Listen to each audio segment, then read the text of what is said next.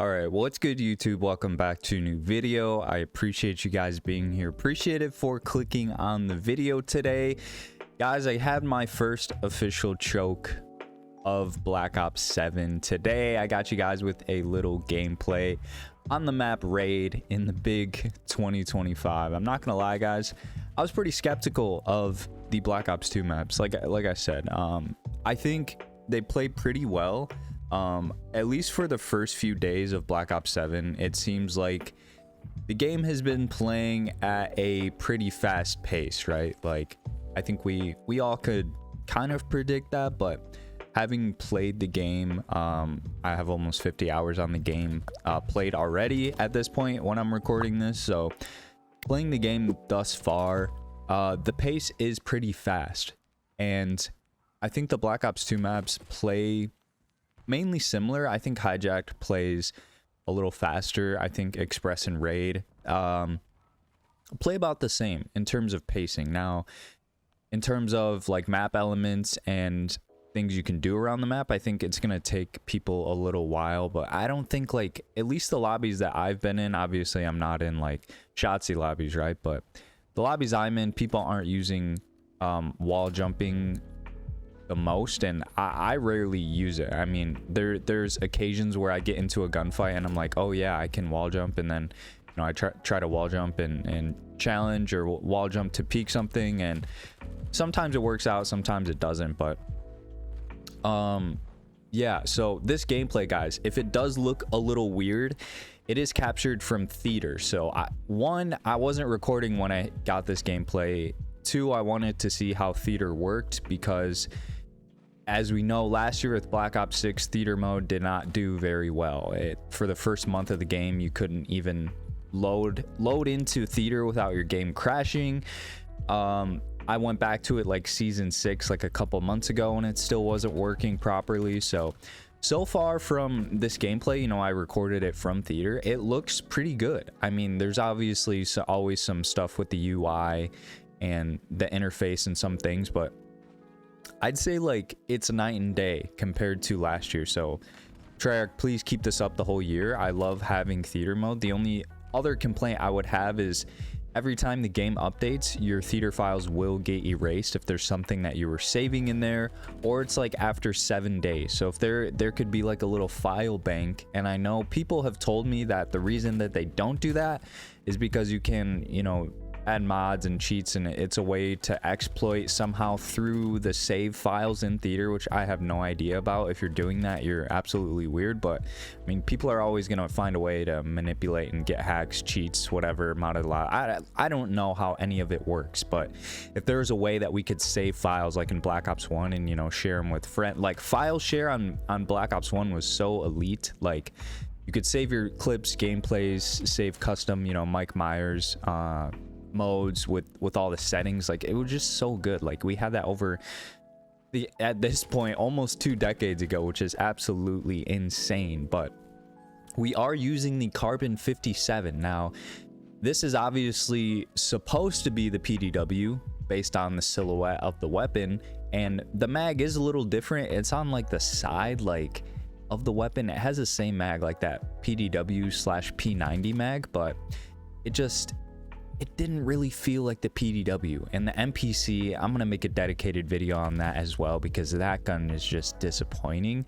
All the subs in general, I'm working on Arclight subs right now. I got ARs out of the way. ARs are, you know, pretty good, you can't go wrong. There were a couple stinkers in there, but the Carbon 57, as you guys can see, this has the whatever weapon has this iron sight. I think it was like a Black Ops 3 weapon that had this iron sight. I think it was like the Kuda or something, but the iron sights on this gun don't match up with the PDW, if that's what truly they were going for. And, you know, they announced that, oh, you guys are going to be getting Black Ops 2 maps and weapons back. Well, it's like, okay, you know, hype, but it doesn't represent the PDW at all. The MPC doesn't represent the MSMC at all. Like, the only thing is like the weird thing with the handle, like where you hold the weapon, and then the reload I could see a little bit, but in terms of how the gun handles how it plays, fires, looks. I mean, other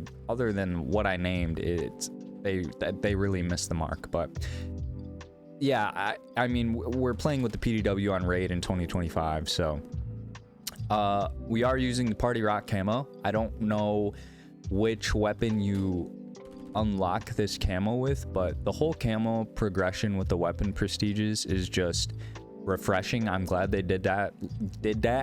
I'm glad they did that, man. I'm glad they did what they did, because I think there should be so many things to unlock.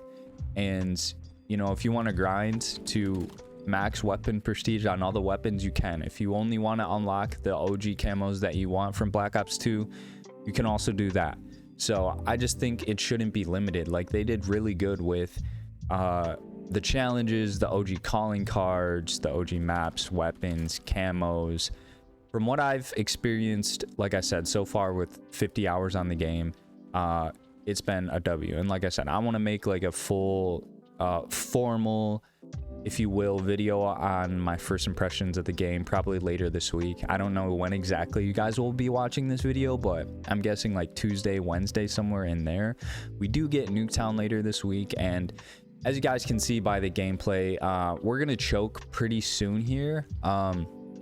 So yeah, I ended up going on a 24 streak, and I don't know, this was my highest streak of Black Ops 7 so far. I don't even remember which day I hit this, but I ended up dying right here.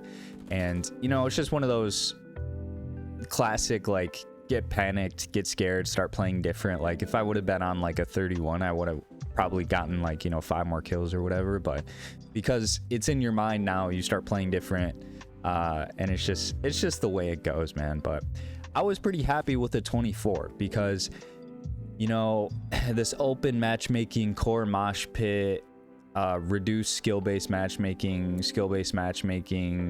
you know, is reduced. I don't know. It definitely felt lesser than, I'll say, the past 2 years with MW3 and Black Ops 6. I think that's the peak of it.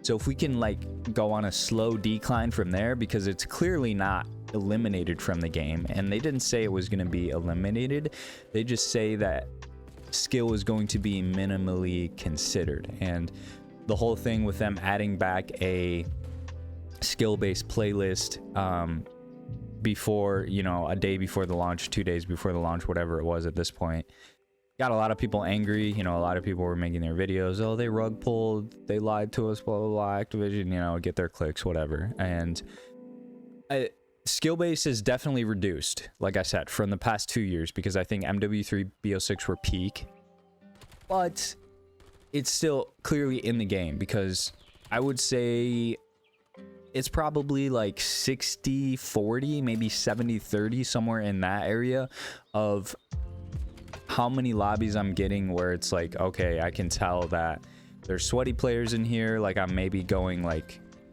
5 positive, 10 positive, 15 positive, instead of like, you know, double pos or whatever. But there are definitely wider mix of players, I would say.